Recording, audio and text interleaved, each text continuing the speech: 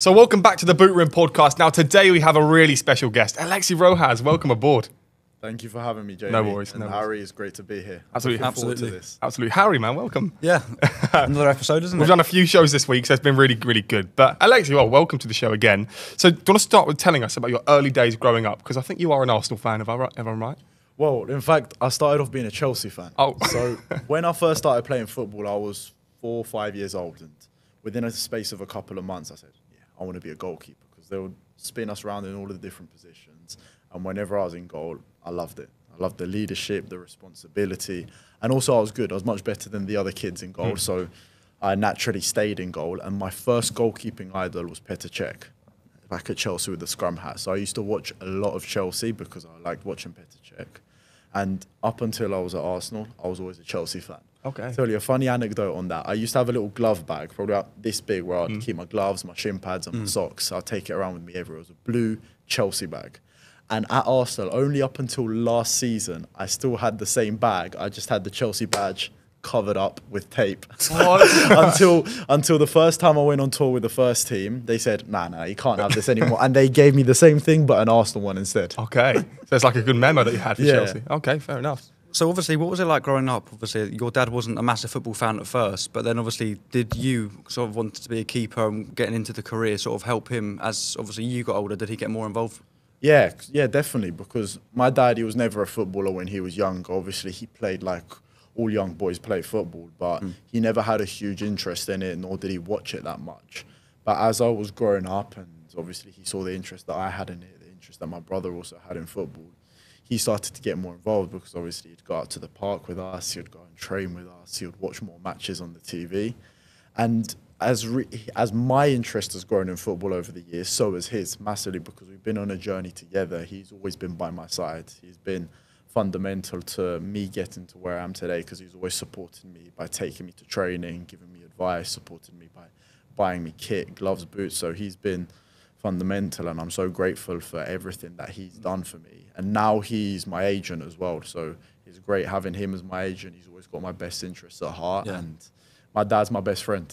For sure. No, because I was thinking this the other day, if I was a footballer, I think your dad or mum or anyone in your family is definitely like the most important person to have, because you know, other agents, you know, I don't want to dig anyone out, but they could be more wanting money or other things like that. So it's good for your dad. And so how often do you talk to him? Do you ask for him advice? Oh, we talk every single day, even if he's not in the country. Like at the moment, he's away. But literally, as I was driving here, I called him twice, because there was a few different things that we need to discuss. So every single day we're talking about different things, whether that's football, whether that's external events such as this, whether that's something to do with the media, whether that's something to do with life in general. We're always talking, always talking. Absolutely. So obviously 2019, that's the year you joined Arsenal's academy, and there's something that we found quite admirable was that you remember the exact date. Yeah, that you joined. 28th of February, 2019. 28th of February. So what's it like, obviously, then to get the call or email or whatever it was, you know, telling you that you've joined the club of your dreams for their academy? So I'll tell you a bit about the process, because a lot of people don't know what the process of getting into an academy is like. It's obviously part of it is being in the right place at the right time, being spotted, but the most important thing is you being prepared to take that opportunity. So what happens mostly is that you'll have children 7, 8 years old get picked up by academy from these local football tournaments that you do. Remember those summer tournaments, those six-a-side things that you do. And then they'll go into the club, they'll start training. And most boys will be in the academy from 9 or 10 years old. However, there are some players that develop a little bit later, or they aren't seen as earlier, because I know when I was 9 or 10, I definitely wasn't good enough back then to be in the academy. So it took me more time to develop. And I was playing Sunday League grassroots football up until I was 13. And I had the fortune of being spotted by an Arsenal scout, because I was playing for a Sunday League team. We were playing in a good level. We were the top division. So naturally, most of the scouts are going to go and watch the top division of Sunday League. So that happened. He said that he watched me for a number of games. I don't know which one was the first game that he watched me, but he said after the third game that he watched me, he came up to me. He said, look, can I speak to your coach? Can I speak to your dad? So obviously I took him to the coach, I took him to my dad, and he said, look, I really like your son, you're the goalkeeper, I want to bring him in on trial at the club. So obviously we exchanged contacts. There were a few forms that I had to fill in to accept that I was going on trial. And what a trial is basically you're part of the academy for 8 weeks. Yeah. That's what it is. All trials now are 8 weeks. They used to be 6, now they're 8 weeks to give the boys more time to integrate in with the team, get opportunities to train, to play, to travel to different matches and all of that. And I remember the first day that I drove into the training ground, it's Hale End in Walthamstow, where you train up until you're 16 in the academy. I was mesmerised. The facilities are perfect. You've got 2 artificial grass pitches, 2 natural grass pitches. You've got a huge gym, a huge dome. The changing rooms are fantastic. Like, it's all perfect for a football environment. And I said, yeah, this is where I want to stay. I want to be able to sign and be here. I said that to myself from the first time I drove in. So it was a really good period for me, going on trial, playing games. I'd done really well in my games. And one thing that really helped me out a lot was connecting with the lads straight away.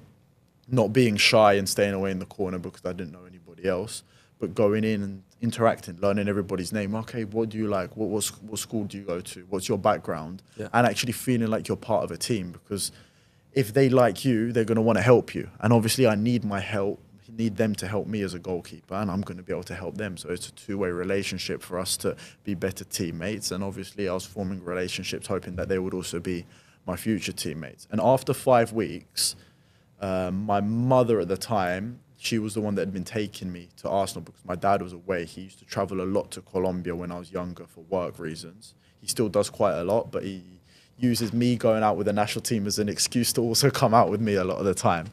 So it was my mum taking me to training quite a lot, and she got a text from the head coach. She was saying, like, look, are you available after training tomorrow? Can we please speak? And she was like, yeah, I'm available. I'll be there. But Alexei's dad will also be there because he's the one that's been taking him this last week. And he was like, okay, cool. I really look forward to meeting his dad. So when my mum told me that she got that text, I was like, okay, this must be something good. It's not going to be something bad. And it was after 5 weeks as well. And usually, even if a player's not going to get signed, they'll still give them their 8 weeks, unless they're absolutely terrible. Yeah. So I was like, okay, this is positive. I remember I was a little bit nervous. I still had those little butterflies in my stomach going into the meeting. But what happened, it was the 3 of us sat down in there with the coach, the goalkeeper coach, and one of the guys that deals with all like the admin, all the legal stuff. And he basically said, yeah, look, we're desperate to sign you. You've been fantastic on this trial, and we'd love you to be a part of the academy. And I remember that was definitely one of the happiest moments of my life, because it's what I'd always been dreaming of, to get into a professional club, get into an academy setup. And I was so happy that night. I couldn't wait to tell all my friends the next day at school that I was joining Arsenal. So it was a great feeling, and I'm very happy that my parents have been there on that journey with me, and I know they're going to be with me for a longer. So obviously you train next to Watford, right? Yeah. So they train next to each other. So what's that like then, to be training next to another football team? Of course, they're not in the Premier League together anymore. Yeah. Hopefully Watford can get back there in a few years. But so what's it like to train next door to another professional football club? Well, before I tell you what it's like to train with them, one anecdote. The week that I went in on trial at Arsenal, I had also gone to one training session at Watford, because the same game that the Arsenal scout approached me, there was also a Watford scout at that game. And they were like, we want you to come in on trial with us. So before going to Arsenal, I'd done one session with Watford. But then obviously Arsenal said, no, look, we want to take you on trial. And there's no way that I could turn down a trial from Arsenal. And obviously I played a few games there. Played a few games in their big white dome. I don't know if you've ever been past the training ground or been Can't miss it. It's huge. It's massive. Yeah. It was meant to be something that only stayed up for the winter months. It was meant to be temporary, and then every summer they'll take it down. But they ended up just keeping it up, and it makes sense. It's crazy to take something down, put it back up, because they were saying they was going to ruin the landscape, which in a sense it does really stand out, but it's important for a club to have the facilities that they need to train. And to be honest, it doesn't really make much of a difference having them close by. Okay. There's a footpath that separates the 2 training grounds. It's like one of these national public right-of-way footpaths. To the right, there's the Arsenal training ground, which you can barely see into because it's covered up with bushes. So it's pretty much impossible to see. Plus, they've put in like a black sort of, like a black lining so that you can't see the pitches. But the Watford training ground's a lot more open. But you can clearly see the pitches there. And I remember when I was about 13, 14 years old, I would always go to some pitches that were at the back. So at the back, imagine you've got the Arsenal training ground to the right. You've got the Watford one to the left. There's the footpath through the middle. And then at the back, there are some pitches which technically belong to the Watford training ground. But Watford sort of just leave them out to the public use, because before COVID, Watford used them a lot and they were pristine, those pitches. But then during COVID, loads of people started going on them to play. So Watford sort of just like bin them off and they're like, oh, use them. So that's where I'd always go to train with my mates during COVID. We would go there, go on the bikes. And in fact, I remember there was one time we were cycling down that little lane. And I'm sure that you guys have seen the Arsenal All or Nothing documentary. Yeah, of course. And there's that clip of Aubameyang when he's doing that session on his own, when there was that conflict between Aubameyang being at the club, not being at the club. And I remember me and two of my mates, we saw him doing that session on his own. And then when it came out in the documentary, we were like, oh, we were there, we saw him doing that. So that was quite cool. And in a day-to-day, the only real thing is sometimes you can just hear them. You can just hear the session from the other side. But that's it. That's it. That's the only thing. And sometimes in pre-season, we do friendlies where they walk over and we'll do a friendly so that we get fitness and all of that.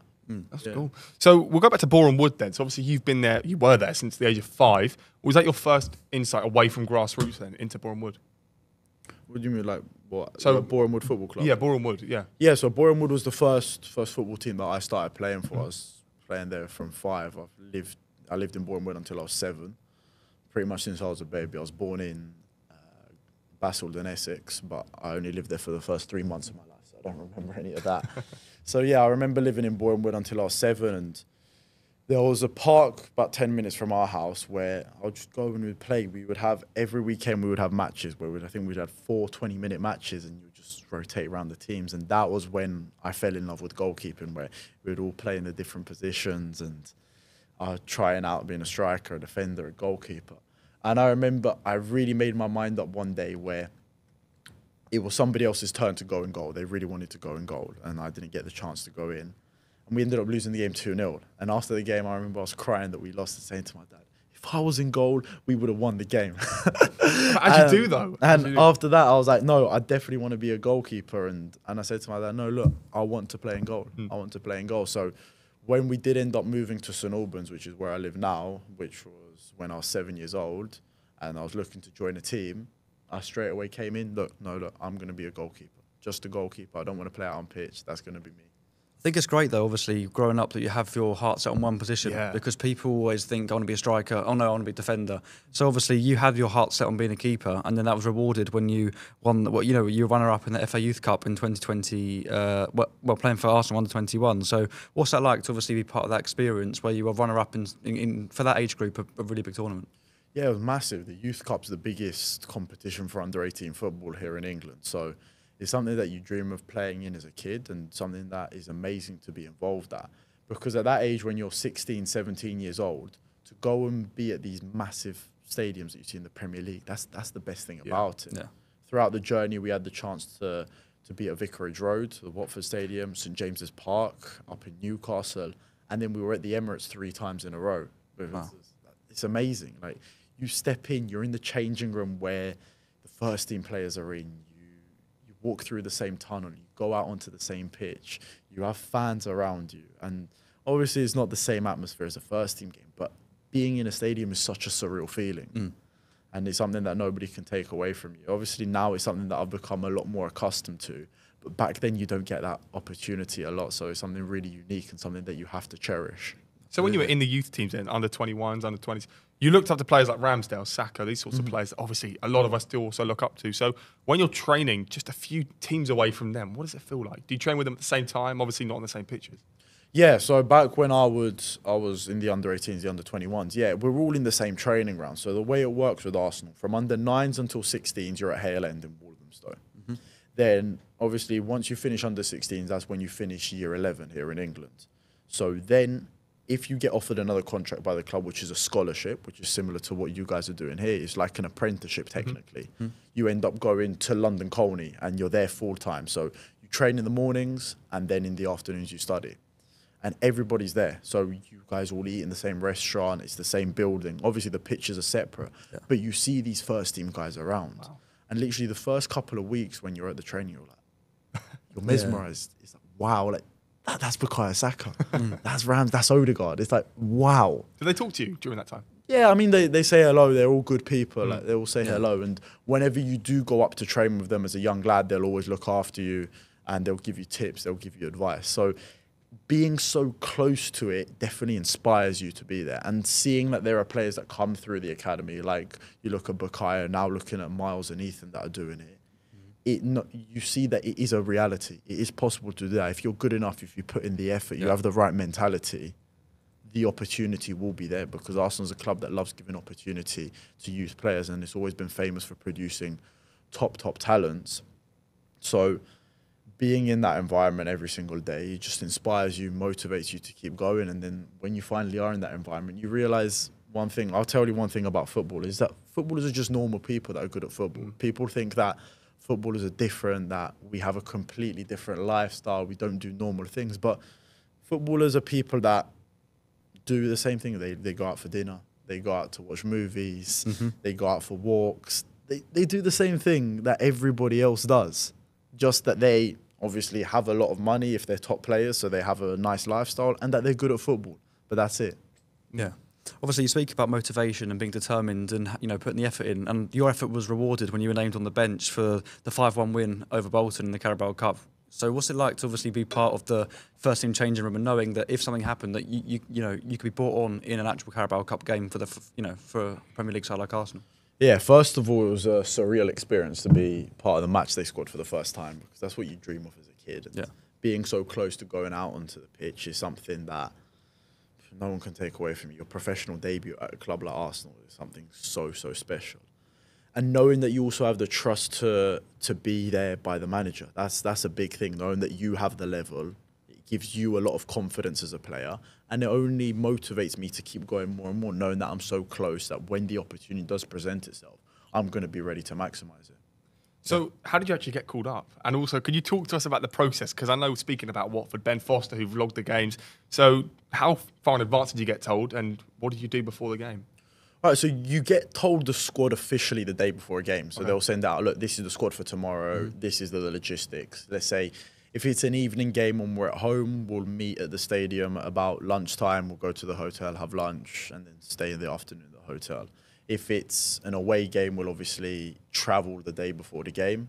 So what they'll say is, look, they'll send out a message, be like, everyone bring to be ready to travel, and then we'll confirm the squad after training. The squad is always confirmed after training. So sometimes there are some players that end up traveling, sometimes they don't, but they like having everybody prepared, ready to travel if you need to.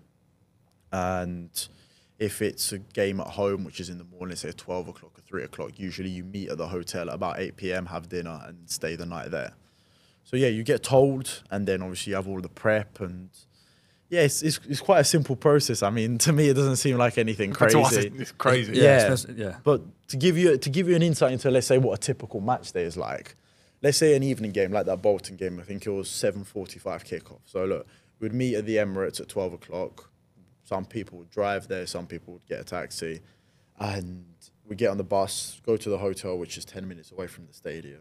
We have lunch there straight away. Then we have the whole afternoon just to chill out. We will have our own rooms there, so you can have a nap, you can rest, you can watch something. All the coaches there as well, so if you need to go over anything tactically, anything around the game plan, they're all there, open to do that. And then usually about at 4:30, so usually about 3 hours before the game, we'll have another meal. So some players have very specific things they like to eat. Some people are more open to what they want to eat. What do you have? For me, I'm not too fussed. It's more so just on my feeling. If I've had a big lunch and I'm not that hungry, I'll tend to have something small like some yogurt, granola, some berries with a bit of honey.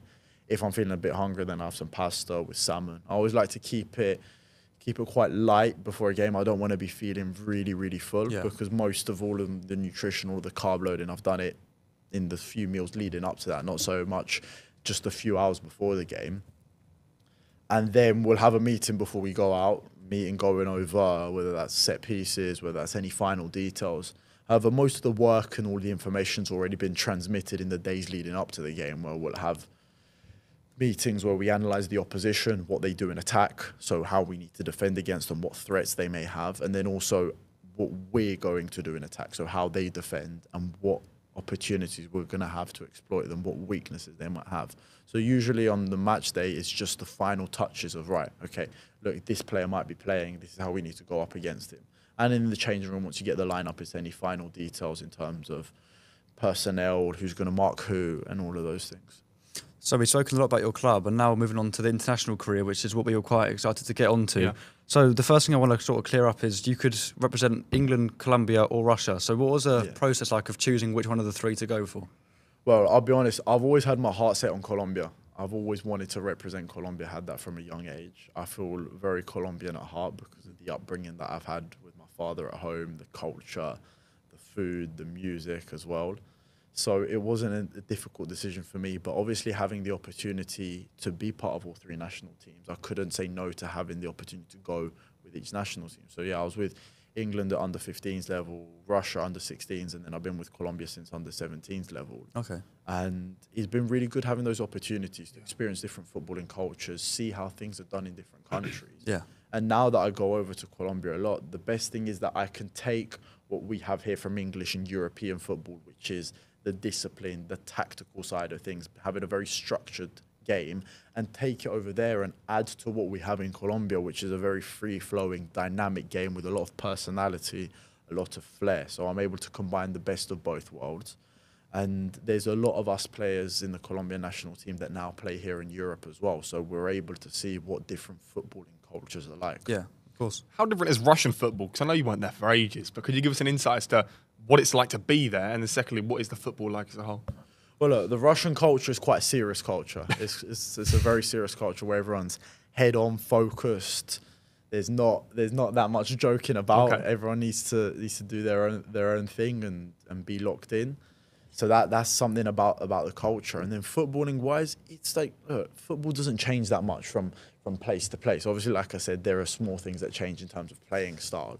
But at the end of the day, the fundamentals are always the same. It's, look, you want to keep the ball as much as you can. You want to press high. You want to try and create chances. You want to be strong from set pieces. So it's something quite similar to everywhere else, to be fair. So there's nothing that stands out that much. But being with Colombia is definitely a different type of game. There's a lot of flair. Yeah. I love it. I love the individuality. I love the personality that comes with certain players out there. Is it more hostile then than English football? Obviously, with South America's renowned to be a lot more, you know, sort of loud and hostile. And so, what's it like compared to English?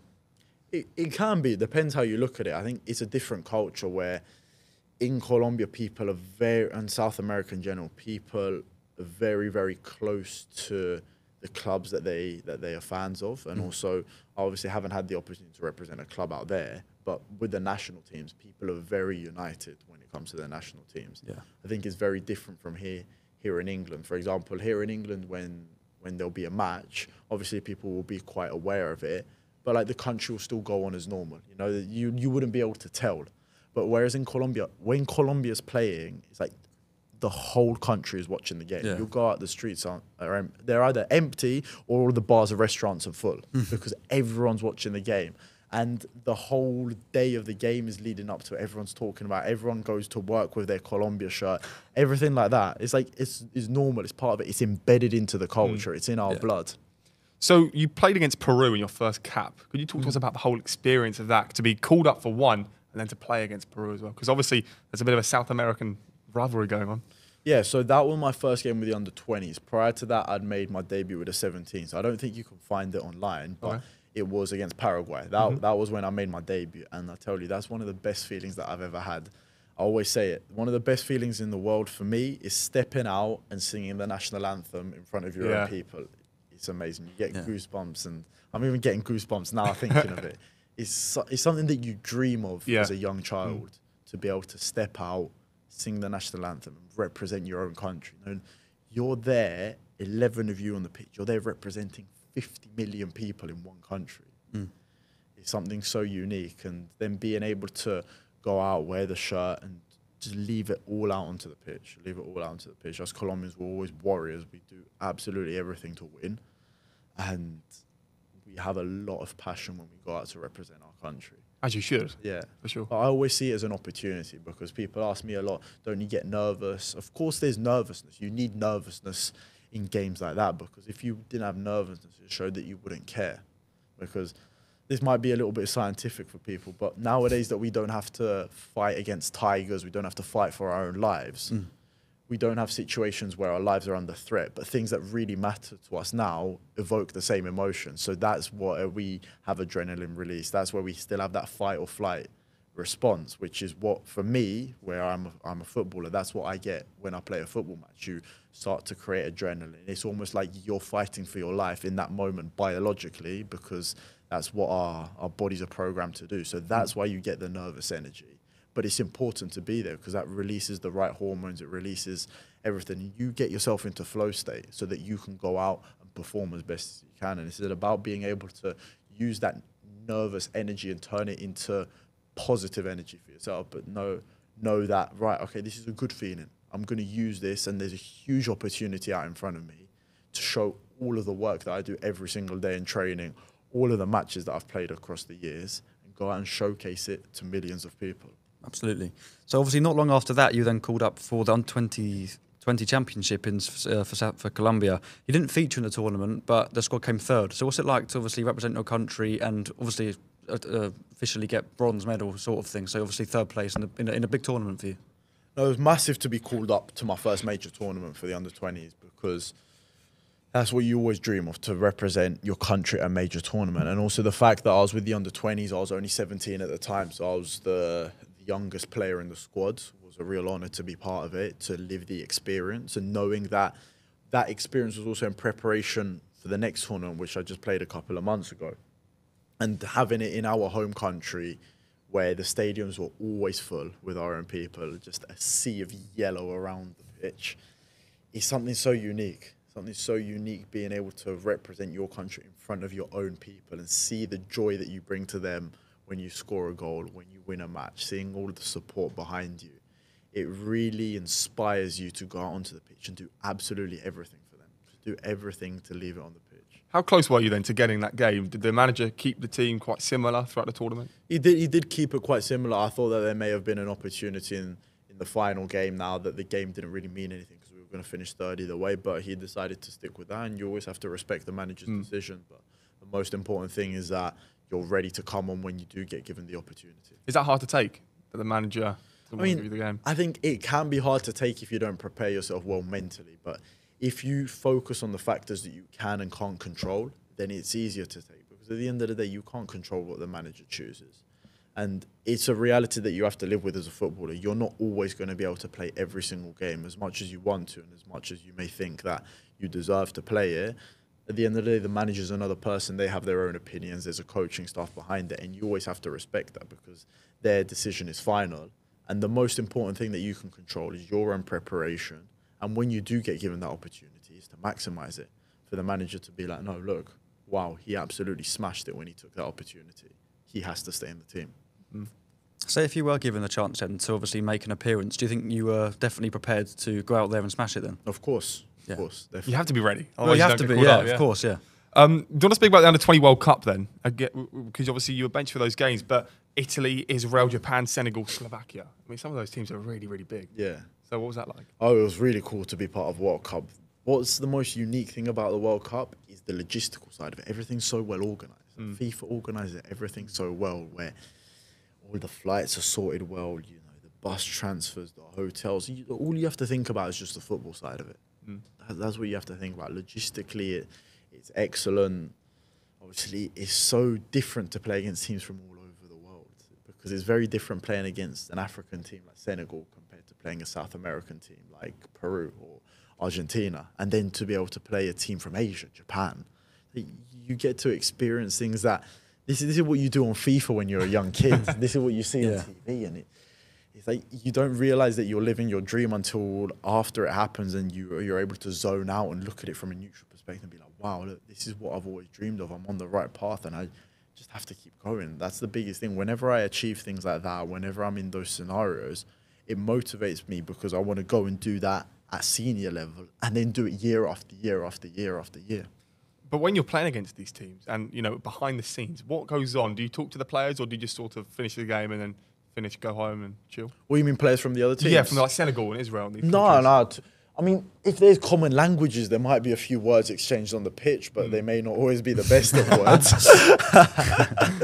And Yeah, no, to be honest, it's all football. It's just football. I can't remember having much interaction with anybody So from no the shirts other swapping or country. shit like that? I mean, you sometimes do stuff like that at the hotel if you're ever staying at the same hotel, which happens a lot more often than you think. Mm-hmm. Like at the previous South American tournament, the Copa America under-20s, which was in January, February, us and Argentina were in the same hotel. Oh, wow. And we were playing against each other literally the next day. Wow. And you would be in the elevator with the players and all of that. That's crazy. So it's a lot. There's a lot more mixing than you think. Like people think that you're completely separated, but no, it's a lot more united than you think it is. And at the end of the day, you let the football do the talking. Absolutely. And then you've obviously got your chance against Brazil, a clean sheet and a 1-0 victory. I mean, as a child, that's the only things you can dream of. So how did it feel to actually make that a reality? It's one of the best games that I've ever played. And when that game finished, I was crying from the emotion, from the joy. That's the happiest moment of my life, because ever since I've been a young boy, like I said to you guys, it was always my dream to represent Colombia. To go out and do it at the Copa America under-20s against Brazil, win 1-0, be man of the match in that game. Like, I couldn't have asked for a more perfect game. Yeah. And I know that it wasn't luck, because I was ready for that opportunity, and it's an accumulation of all the training that I've done and everything that I've prepared myself to do just went out and was shown in those 90 minutes. So I was really pleased. Like, I couldn't have been any happier, genuinely. So with the Copa America then, could you just first explain to us, well, we know what it is, but like for the people that might not know what it is, because I remember seeing like Messi and the older guys playing it, and it just seemed like it's a different kind of tournament, right? I think there's a different culture around it. Yeah, it's a huge tournament. I think people here in Europe often think that those European tournaments, they're not as important because it's obviously not the same as a World Cup. But out in South America, we treat it the same as a World Cup, if not even more, because there's even more rivalry because it's against our local neighbours, our local countries. And it's such a big tournament for us as young players as well to showcase what we can do, because there's so many clubs, so many scouts that watch those tournaments. And it's a huge opportunity, especially for players that are still playing in South America, to get a move either to the States or out to Europe, which is what everybody's dream is to come over and play football in Europe. So we all treat it with huge importance, and it's a real honour for all of us to be able to represent our countries there. So not only have you obviously had moments that are great on the pitch, you've also done some good things off the pitch as well. So like you've had a passion for sustainability. So obviously you've helped implement changes at Hale End, like reducing the use of plastic, and then educational tours in Scotland. So what's that like to obviously have great moments on, but then also do things off the pitch that, you know, just shows people that you can do both?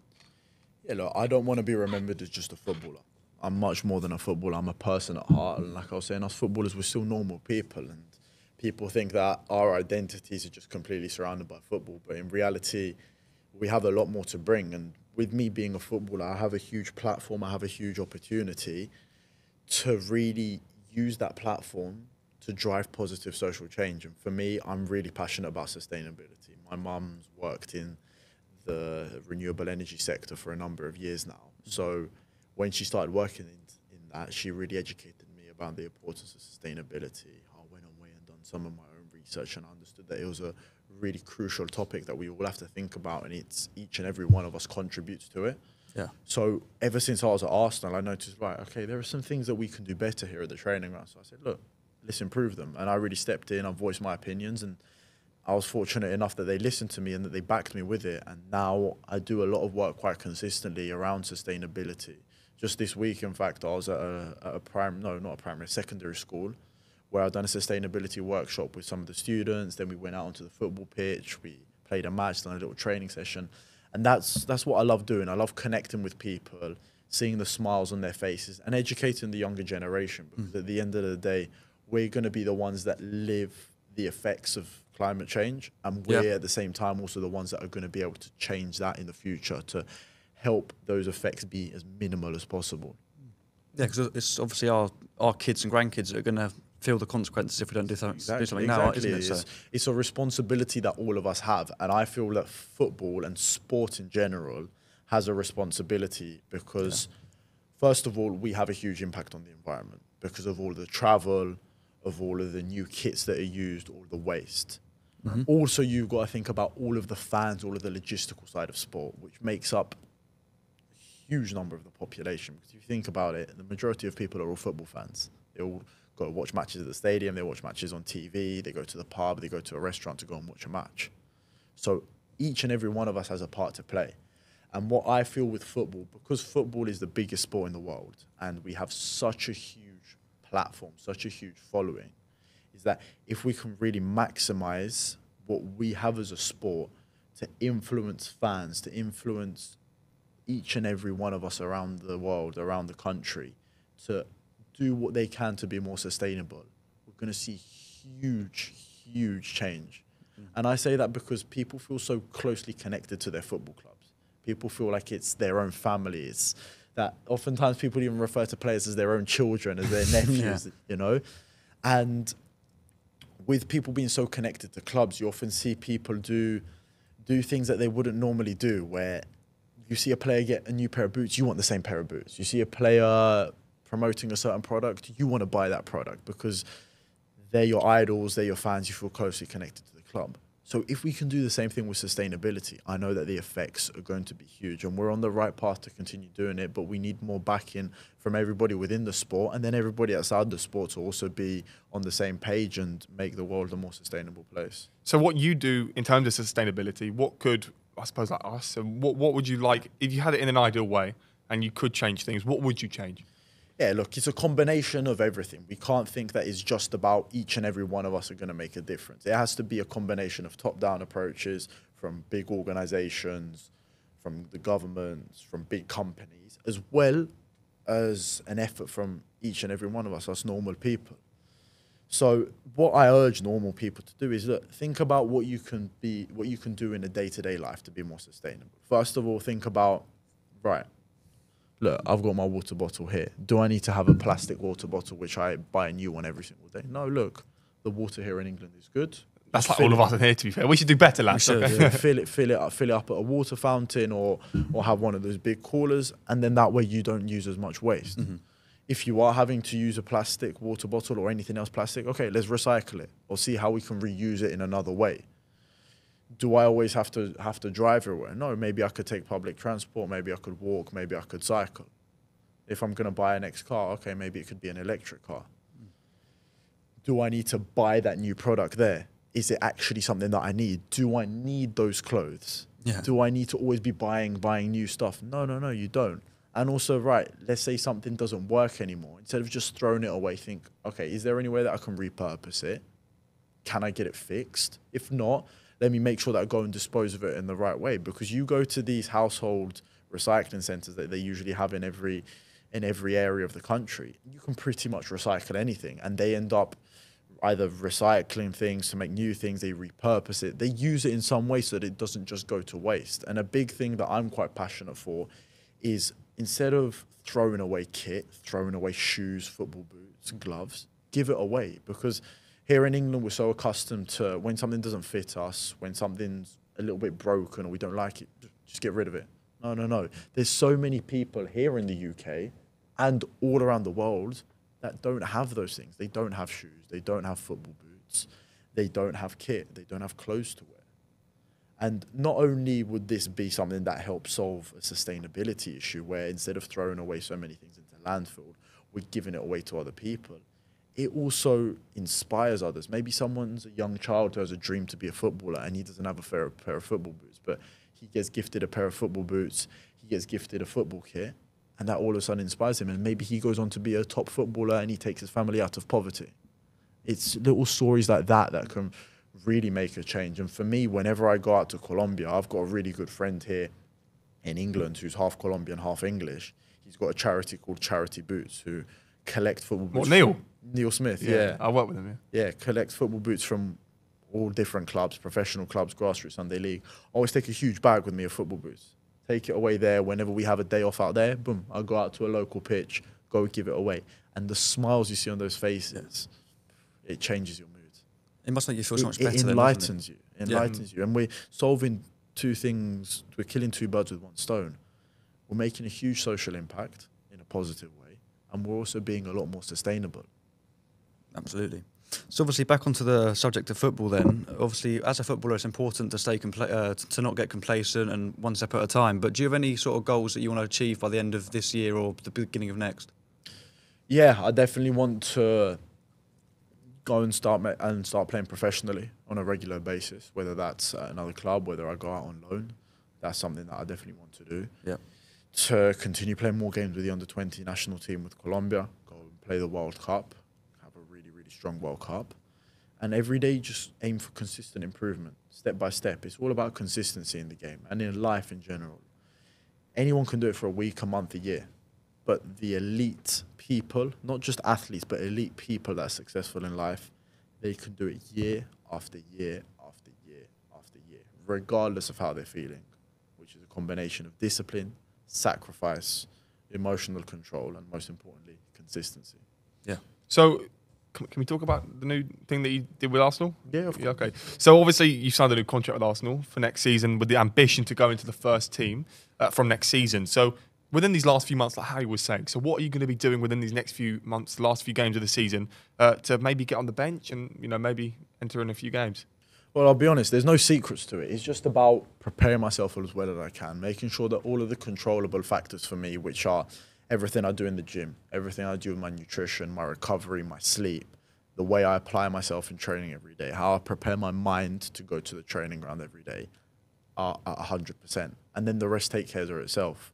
I go onto the pitch, I train well, with intensity, with quality, always improving on those little details which I know that I need to improve on. And then that will help you get spotted, that will help you get given that opportunity.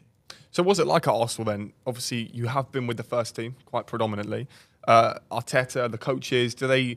So I always like to base it on Football Manager, and I know these guys sometimes get a bit annoyed at me when I come along with this, but there's always ratings after training sessions. And there probably won't be ratings at Arsenal, but there's obviously eyes on everyone. So who do you try and impress the most? Who's the person that you're constantly with? I'll be honest, it's not about trying to impress anybody. I think if you go into training with that mentality of, oh, I need to impress the manager, I need to impress the assistant coach, then you're going to be thinking more about that rather than yourself. You just need to think about yourself. Think about, right, how well can I execute every single action today in the session?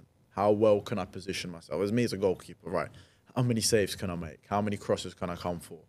How many times can I make sure that we keep the ball and I make the most effective pass? And then if you focus on that, you focus on the basics, you will perform well.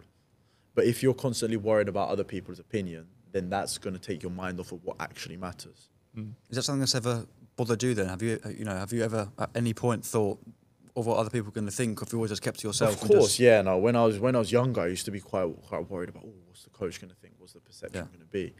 But as time's gone on, as I've matured, as I've got more of an understanding of myself and the football environment, I realized that, look, I just need to be myself, and I need to be the best that I can be every single day in the environment, and the rest will take care of itself. Because as much as football is an environment about opinions, if you do the right thing, you know deep down it's the right thing, because all of us footballers know what's right or what's wrong. We know whether we should eat something, whether we shouldn't, whether we should train, whether we shouldn't train.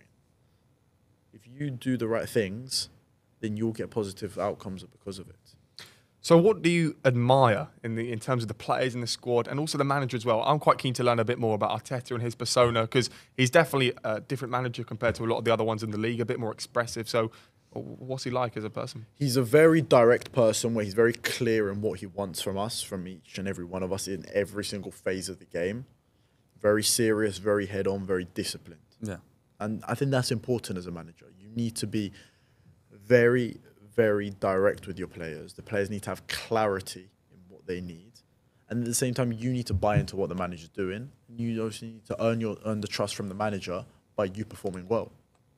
Yeah. I mean, was there any points where you thought that maybe you had doubts whether Arteta did have the trust in you?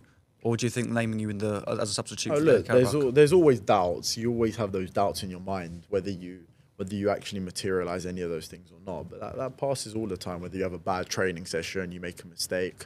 But what's more important is that training is an opportunity to improve.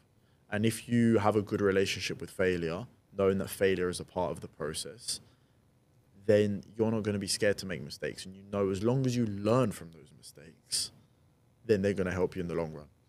So for next season then, obviously, let's say you stayed at Arsenal, how many games would you expect a game in the first team by next season? Oh, that would be my aim. I'd love to be, I know that I'd be with them from pre-season, so when I go on the pre-season tour, Where are they going? I don't know yet where we're going. But hopefully get some friendly games into the start of the season, impress in those games, and then see what happens throughout the season, because you never know what could happen. An injury, a red card and the opportunity comes, and then you could be the one that's selected to play. So, last one from me then. Do you think 5-year-old you playing in the park would now look to where you are now with a massive grin and just think, I've achieved something here? Yeah, he would definitely be very happy, but what you would say to himself is, look, Lex, you're doing well, but keep going. There's still a lot more to achieve. Yeah, absolutely. And last thing from me as well, what would be the advice that you'd give to your younger self or to younger players that are coming through? Well, the advice I would give to myself and any younger players that are coming through is, first of all, believe in yourself. Don't be scared about what other people say to you, what other people think of you. I think that's the worst mistake us humans can make, is we end up making decisions based upon other people's opinions. No.